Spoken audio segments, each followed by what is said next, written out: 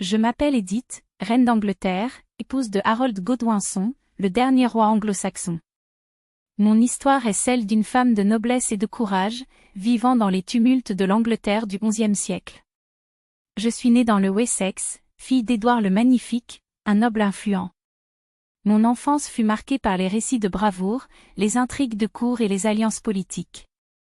Ma vie a changé de manière décisive lorsque j'ai rencontré Harold Godwinson. Grand, charismatique et juste, il se distinguait parmi les nobles. Notre mariage, bien que stratégique, s'est rapidement transformé en une union d'affection et de respect mutuel. Harold et moi avons partagé une vie de dévouement et de soutien mutuel, faisant face ensemble aux défis du royaume. Nous avons eu 6 enfants, Godwin, Edmond, Magnus, Gunhild, Gita et Ulf.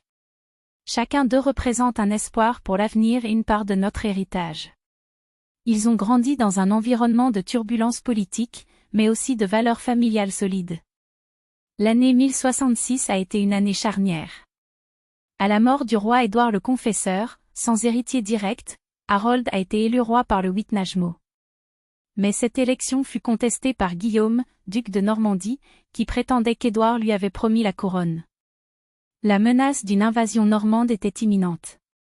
En tant que reine, j'ai joué un rôle crucial dans le soutien de Harold et la gestion du royaume.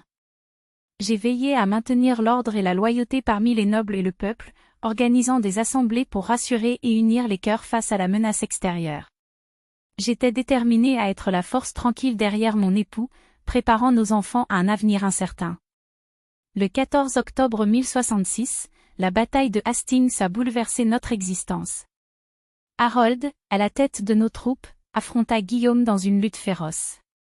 J'étais restée au col de Cygne, notre demeure, priant pour la victoire. Les heures passaient, et mon angoisse grandissait.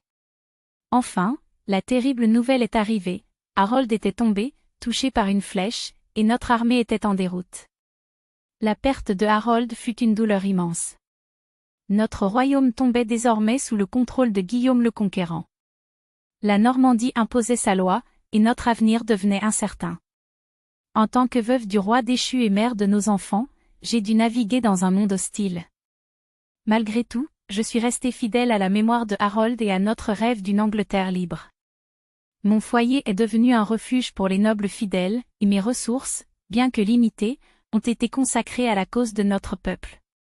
J'ai organisé secrètement des réunions pour rallier les cœurs et maintenir l'esprit de résistance. Mes enfants, chacun à leur manière, portent l'héritage de Harold et de notre lutte. Godwin, l'aîné, montre déjà des qualités de leader. Edmond et Magnus, encore jeunes, sont pleins de bravoure et de détermination.